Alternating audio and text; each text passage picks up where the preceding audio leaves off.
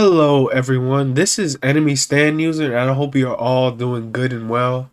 And today we're going to take a closer look at the three special grade curses, the three main curses, Jogo, Hanami, and Dagon, or the three calamities as I like to address them as. But I was really looking forward to this sort of discussion video because I find all three of these curses to be very fascinating and very cool in their own sort of way. But anyway, guys, please make sure you share what you think in the comments below, and let's get right into the video.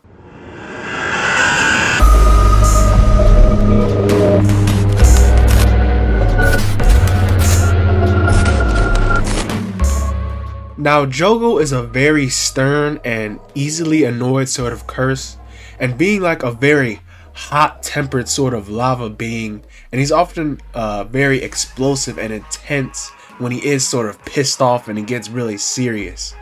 And he is a special grade curse that represents the fear of the earth, or like the harsh, unforgiving, volcanic mountainous regions. And being a curse, I would presume he's probably pretty old, and probably as old as people have been starting to fear curses like the mountains and the volcanic regions. But Gigi sort of portrays Jogo to be this really sort of elderly old man with his hunched posture, and they often picture him with his cane. But he is definitely I wouldn't say he is old as he would be as old as Sukuna, or at least this reincarnation of him is, because he isn't the sort of person that would bend to a force like Sukuna is if he had that authority or if he had that age to him like Sukuna has. I think it was stated like Sukuna was like from a sorcerer from like 1,000 years ago. So Jogo definitely wouldn't bend to someone like that if he already had that sort of power and age and sort of that sort of authority with them. But one of Jogo's main points as a character is he's just super prideful. He has a super proud attitude of him being a curse and his own power, and he has low views on the human race.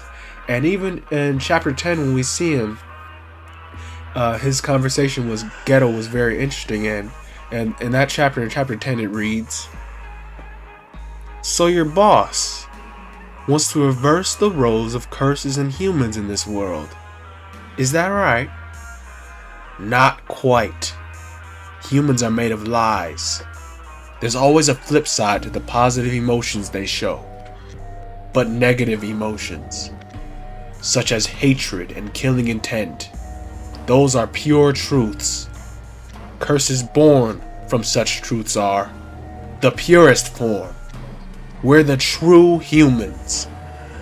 The fake ones should be burned away." So Gojo believes that because curses are born from those true negative feelings and emotions, that they should be the ones to take over and to rule this world. But it is truly Jogo's strength that leads him to believe in this cause, and he truly believes in curses. But before I go deeper into his character, I wanted to discuss a little bit about him as a fighter and how much he stacks up to others in a sort of way. Jogo is a very old and experienced warrior in his own right, and he has the right to be very proud of his power, and he is proud of his power, and he's proud to be a curse. But in some ways that actually is a little bit of a detriment, as he was portrayed in different battles, and in his battles it might lead you to assume that he was sort of weak or lacking in some way.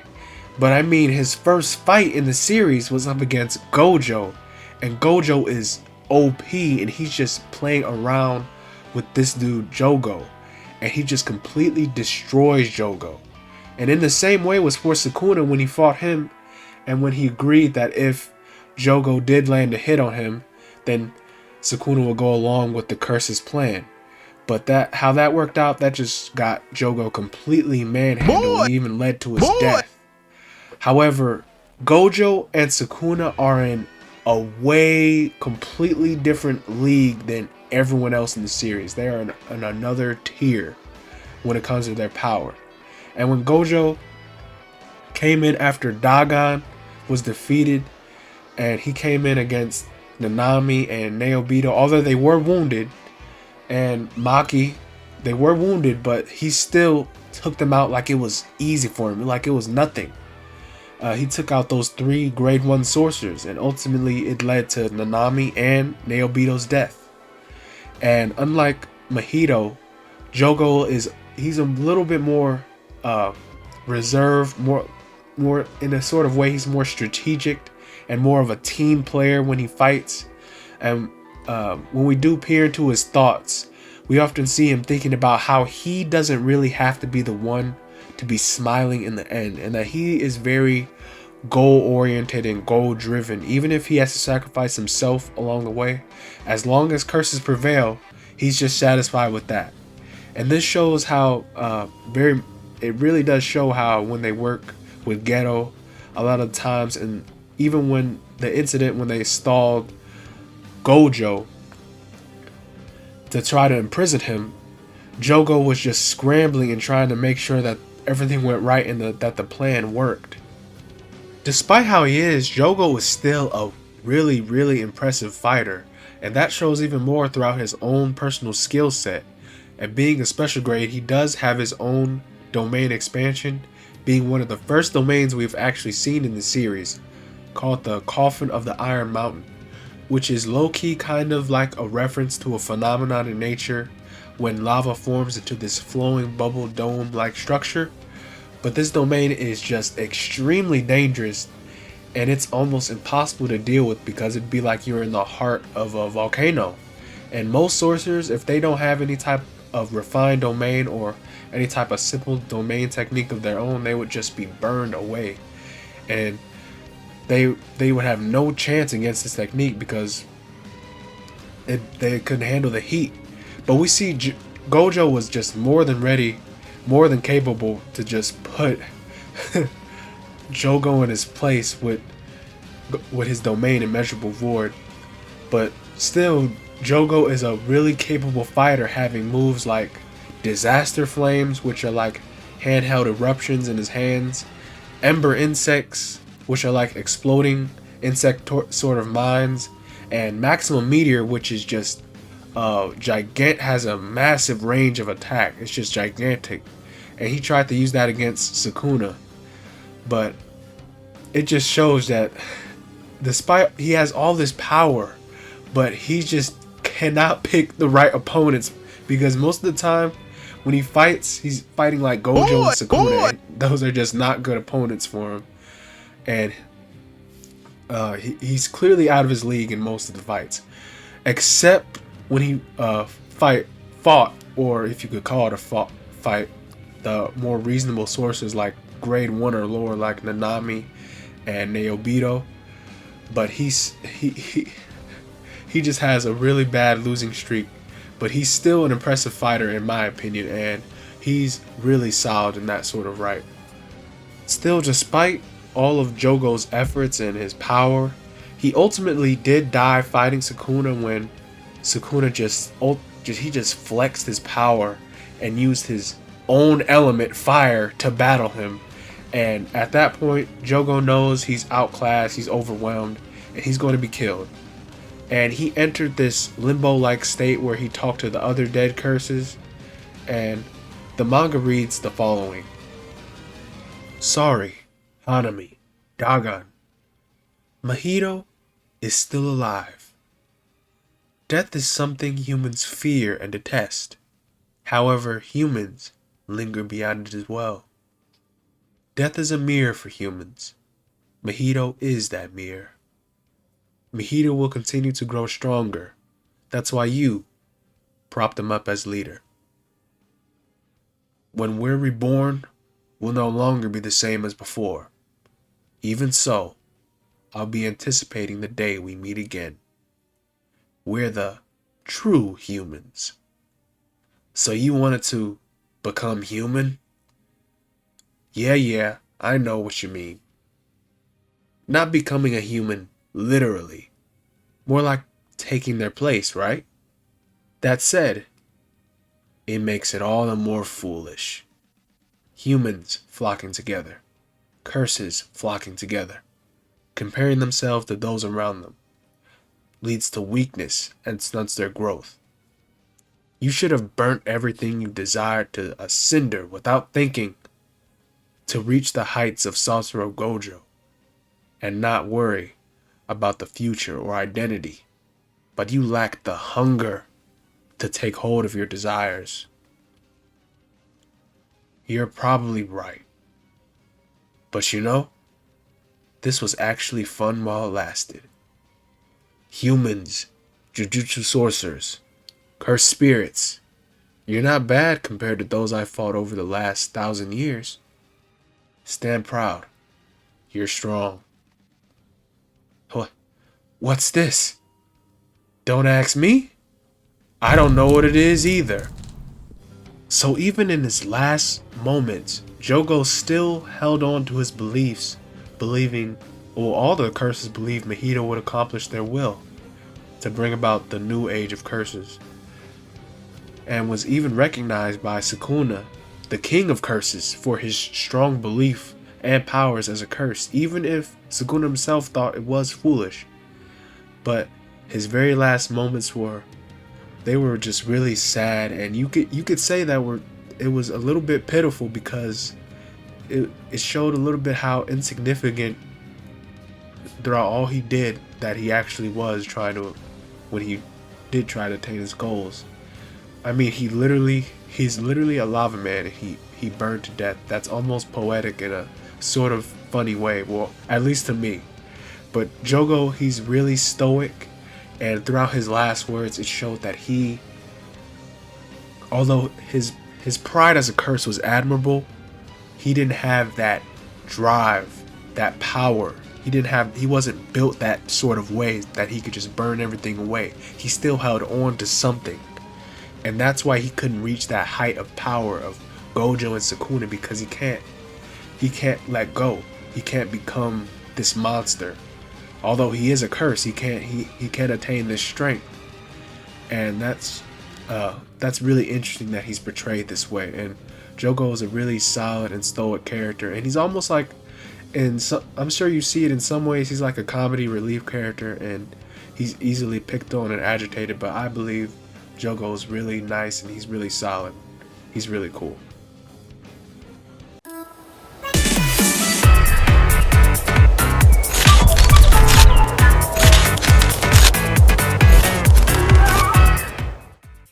Hanami is another interesting curse that was born from the human fear of the wilderness and the sort of forest ecosystem areas. And personally, out of the three, Hanami he's like my favorite, and because of how interesting he or she is, being extremely strange, having an unrecognizable language, a female voice when it is heard, and it talks through something like telepathy, and being just this swole 7-foot plus tall tree monster. And although I'd say, well, I don't think Hanami has a particular gender. Well, no curse has a gender, but Hanami's a little bit strange, and they don't have a gender. That curses were just born from humans, and I just find that interesting. And just looking at the anime, what they did in the little scenes, I'm sure they had a lot of fun with Mahito and them, because they don't have any sort of gender, he or she title in that. I'm sure a lot of people or a lot of fans drew a lot of crazy stuff then, but that's kind of funny. But Hanami is more like a force that speaks for the ecosystem and nature, and she says things like, plants weep because of humans, and they require time without humans, and thou shalt become a sage through death. So Hanami is like very much like a very demented version of something like the Lorax or Mother Nature, because she speaks for the trees and she also throws hands for the trees. But before the anime, I really imagined Hanami to be a cold and cruel sort of person in like a deep man's voice. But hearing that distorted, soft woman's voice was a very nice touch for her character, and it adds a sort of creepy Mother Nature type feeling for her. unlike some of the other curses, she doesn't seem to be overly proud or like exaggerated with her power as a special grade. And you might even say that she was a little bit more reserved when she engaged in the Jujutsu students at the Goodwill event, and she chose rather not to like fight them, but to try to like end them quickly and to try to blitz them and try to overwhelm them with her attacks. And that worked well for most of the students as she quickly overwhelmed and dispatched them, but that it was not until she fought against Todo and Itadori, who are just extraordinary fighters, till she was pressured enough to actually grow as a fighter and enjoy the battle. Even as she fought, she was getting, it was very subtle, but she was getting a little bit more and more proud and haughty as she was fighting. And in the flashback, she was thinking about Mahito's words and how they act on instinct, and she was just enjoying herself. And the manga and anime even added a little hint and a little hand taunt that she did, like, "Come at me, bro." And I thought that was very, very cool. But as she was slowly adjusting, she adjusted things like the boogie woogie technique. It just shows how adaptable she is. She's just so cool as she enjoys the thrill of the fight. And she's just an extraordinary fighter. She has a whole lot, just an immense amount of curse energy and this tough skin. And she does this while fighting Todo and Itadori both at the same time and taking multiple hits. Even though she did get jumped, she took all those hits from things like Black Flashes and even Playful Cloud from Todo. And while she still had energy left to spare. And Hanami just has extremely potent abilities like Curse Bud, which can drain and damage enemies when they try to use curse energy. Wood Balls that create an opening and attack targets from multiple different angles. And that Deep Forest Root attack that's controlled with her black left arm, I believe, that has just an extremely wide range of power and attack that could just completely change the environment into her favor and even change the battleground. As well as Flower Field, which she can throw at an opponent to throw them off guard and leave them open in this dreamlike daze or state that they're wide open to attack. And all this combined with Hanami's dense defense and combative shell and her combat prowess, it just makes her a really tough fighter. Almost she's just almost overwhelming if you were to fight her one-on-one. But it's confirmed that she, as a special grade, she does have her own domain expansion, but we never got to see it as Gojo just completely just flex on her and shut down everything she was doing. And whatever she hoped to accomplish, she wasn't going to get there because Gojo just completely shut that down. But I would like to think that Hanami's domain would be something like, this is just me theorizing, but it'd be something like a from Norse mythology, maybe like something like Yggdrasil, the sacred world tree in the mythology, or maybe we'll get to see it later when someone has a curse technique reborn from Hanami. Maybe, just maybe, this must be theorizing. From the Colin game, there was a player that was possibly referenced to have Nanami's sort of 7-3 ability. But let me know what you guys do think in the comments. That'd be really fun to hear, and I'd definitely love to hear what you guys think about that. Like Jogo, though, Hanami is a team player, and she cooperates well with the sort of fake ghetto team and the other curses, and her goals of making the world free from humans can be realized through the cooperation and effort that she's having with the curses in the ghetto. But Hanami's journey ultimately came to an end when her and Jogo tried to stall Gojo in the Shibuya incident in the subway. And they did have a very tactful and they did have a nice plan going on with putting lots of human lives in the fray, so they wouldn't have to worry about Gojo being in his prime or being in that state, because it was stated that Gojo, because of his powers, he's best when he's alone or when he doesn't have to worry about other people. And they had a good idea with bringing more and more people into the fray, and they used domain amplification technique so that Gojo couldn't use Limitless. So that was a good idea, but Gojo continued to show why he was number one. And he just overwhelms their efforts with his own cursed power alone, without Limitless.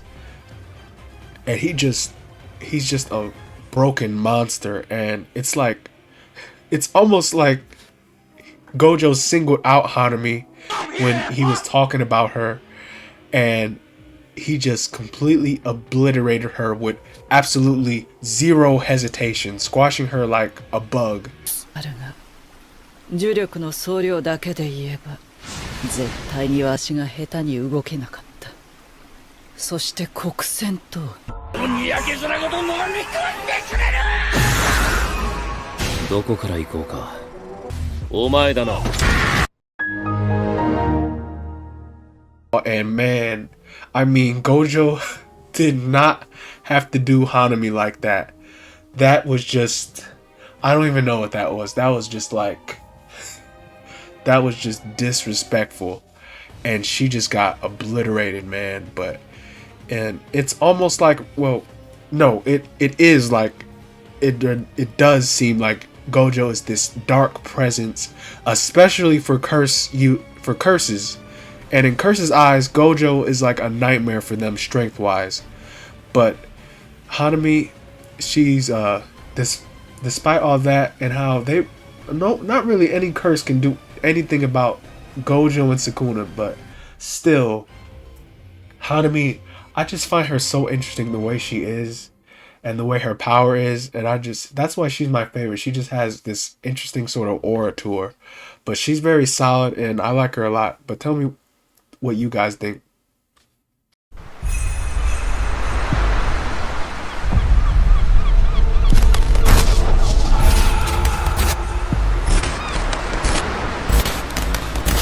Finally, we have Dagon, whose looks are very unassuming because on the outside, he's in this little chibi cursed womb kind of state and he seems harmless, but on the inside, he's like this dark Cthulhu god born from the fear that humans have for the sea.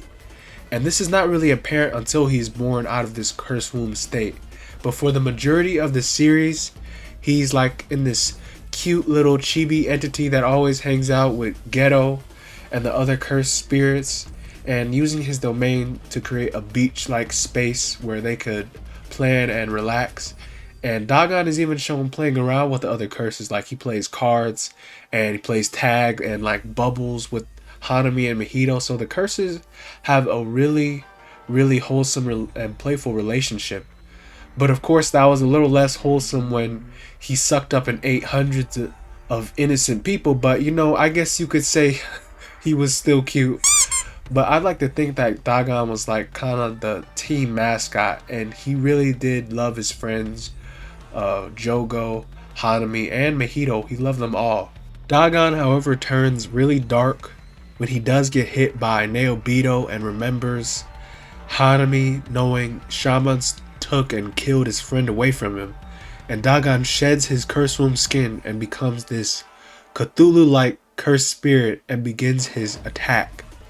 And I believe Dagon is sort of this reference to like H.P. Lovecraft's work and the story of Dagon, which I don't know too much about it. Let me know if you guys know a little bit more about that. But Dagon's like this feared entity like Cthulhu.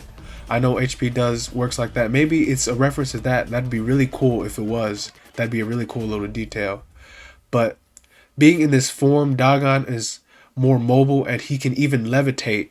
And he unleashes powerful waves of water at the sorcerers.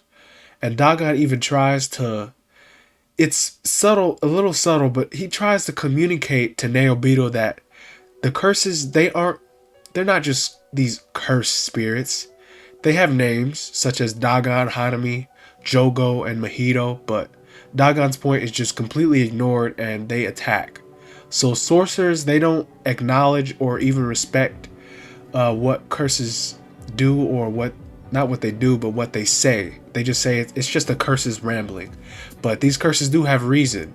And when Dagon, he gets overwhelmed by Naobito, he tactfully tactfully activates his own domain expansion, which oddly enough, he doesn't need any sort of like hand signs, but he does activate it internally on his belly when he activates like a Buddhist sort of skanda mark on his belly area. And this domain is called the Horizon of the Captivating Skanda. And like Mahito, this domain also has ties to Buddhism, and the skanda is often like an aggregate or a mass in a sort of mental capacity that allows for something to take form or to take shape. And we see his domain takes the shape or form of a tropical beach island. And this island seems to be calm and serene, but when you're in his domain, you're in that guaranteed hit zone, and Dagon uses vicious fish Shikigami to attack anyone in the domain. He can rip you to shreds, and that could lead to a serious mauling like it did with Hanami and Naobito, leaving them seriously injured, taking Naobito's arm and just mauling Nanami's face. And this death swarm is just an endless stream of sea monsters. This was, however, overcome when Megumi entered the domain to try to get everyone out, and to everyone's surprise, the undead Toji puppet enters and just completely destroys Dagon with nothing but pure strength. And Dagon was completely unprepared for that, and he put Dagon, the undead Toji put Dagon to death very violently. And I'll get into that a little bit more when I do talk about Toji. He's one of my favorite one of my favorite characters in Jujutsu Kaisen because of his strength. And if you're reading Caught Up Now, just because of what he's been showing in this series, even though he's dead, he's still been this force. If you're reading weekly, then you know what I'm talking about, what's going on now. But still, Dagon, I'd like to think he was this really he's kind of wholesome in his own way, but what he's been doing, none of the curses care about humans. But Dagon, he really cared about his friends, and that's what he just wanted to do what his friends did. He wanted to make their goals come true. So he was a really interesting individual, and he's pretty cool in his own right. So all these special grade curses I find them very interesting, and they do have some minor quirks that you may or may not have noticed, like Hanami's drive and determination, Jogo's hope for a world ruled by curses, and Dagon's need or want for his friends. But although these characters are curses, they still display human-like feelings and have a wholesome relationship with each other as a group. And I really like in the anime that the JJK scroll little shorts kind of added a little bit more to the curses' fun and playful side. And that one minor, it's just this one minor little background scene with Hanami, Daga, and Mahito playing with bubbles. And that just makes my heart glow up and ache at the same time. And although these curses are extremely evil towards humans, they still respect their own kind and their own humans, because they were born for humans. They have their own names, their own feelings, and their own wills. But Jujutsu sorcerers do not acknowledge that at all. And, well, not that they should, but it makes me think that who is really any sort of evil in this story? And even Gigi stated that there's not good or evil in Jujutsu Kaisen. And just seeing how brutal Gojo can be, that was really crazy. But it makes me eager to see what Gojo will do when he's out of prison well, or what's gonna happen next. But all three of these characters' story, as far as we've seen, they're all dead, and they're all their stories are done for right now. But the way all three of them died, it wasn't they didn't go out in a bang. They went out, they were just taken out. They didn't have a whole lot of weight with their deaths, and other than just like another curse being dead. And Jogo stated that they didn't fear death, and that they would be reborn again, anticipating the day they would meet again someday. But the curses, they're just really cool in their own sort of way, and they do need, if you do appreciate them, they're really cool the way Gigi wrote them and the way that they are. and it's just really cool to see how they interact with each other. But that's they're really solid in their own right. Guys, please let me know what you think about the video and how you think about how these curses are in this story of Jujutsu Kaisen. But please remember to like the video and to subscribe for more regular JJK and anime related content. And I also have a Discord open if anyone was interested in joining that and trying to grow the community here a little bit more. But the next video I make, I was kind of debating whether I should do a video on the Colon game because we don't know much about that. Tell me what you guys think, or I was going to make a video on Kento Nanami. I think that would be really fun. But thank you guys for watching this video, and I'll see you in the next one, guys. Bye-bye.